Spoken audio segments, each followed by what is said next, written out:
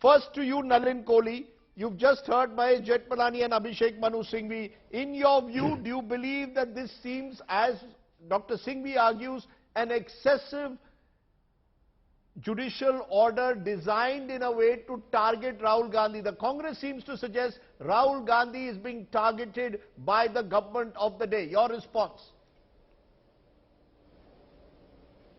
Who's Rahul Gandhi? He's just another citizen of this country.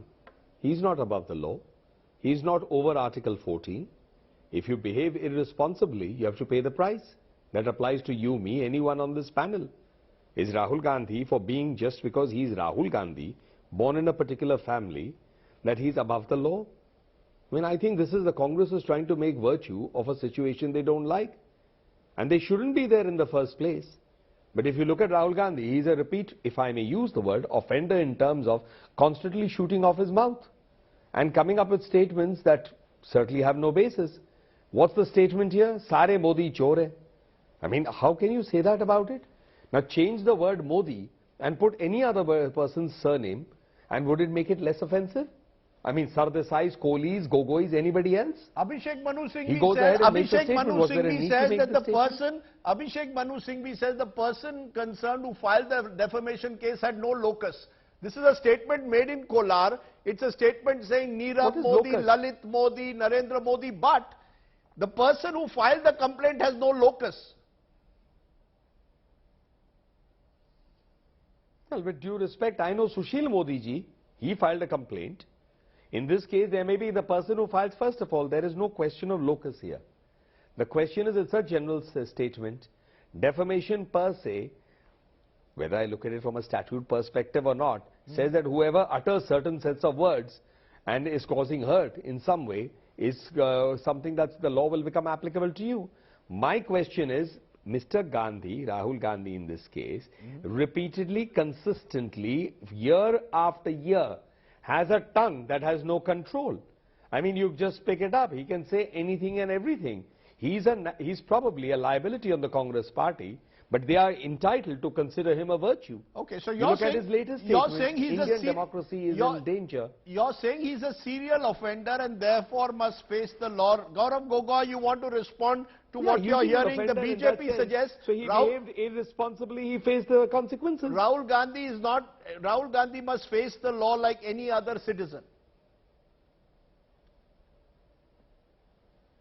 Today, Rajdeep, today's environment has proven what Rahul Gandhi said in his speeches both within the country and outside, that they are true, that democracy is in danger.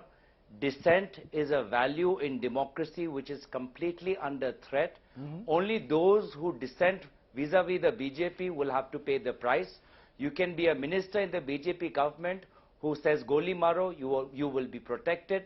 You can be a spokesperson who insults the Prophet Muhammad, you will be protected.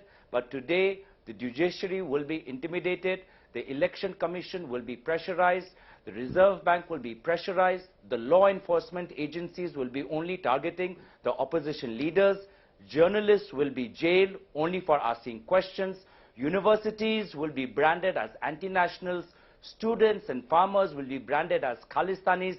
This is exactly what Rahul Gandhi has been saying, that to those who toe the line of the BJP, those who are in the BJP ecosystem will be protected no matter what. You can be the chief minister and say that there is a woman who is a 50 crore girlfriend, and that is fine. You can be a prime minister who disrespects the Nehru Gandhi family name and says that why aren't you taking the surname of Nehru, you will be protected. But there if you dissent, there if you have a different voice, there if you have an independent voice, you will have to pay the price. And this is a lesson that the BJP is trying to give, not to Rahul Gandhi, who doesn't care what the BJP has to say. Are you saying that a Surat court judge has been influenced by the government pressurized? It's a court order. At the end of the day, the government will turn around and say, look, it's a court order. It's not an order passed by the government. It's an order passed by a court of law.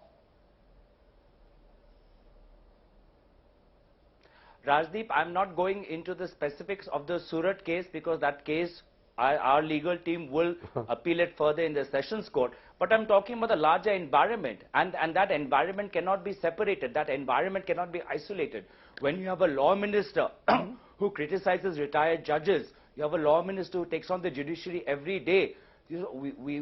So we can say that, there is an environment in which Rahul Gandhi was referring to and has been proven right.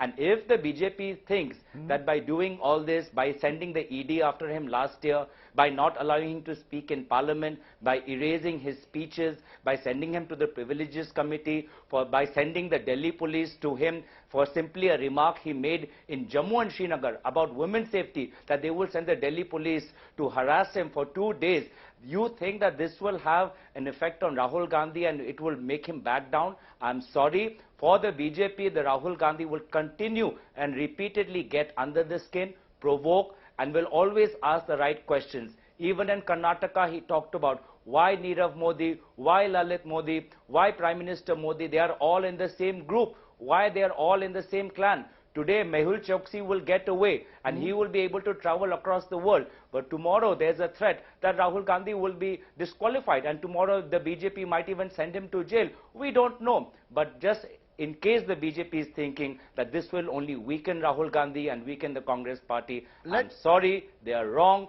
Rahul Gandhi will continue to advocate for what is right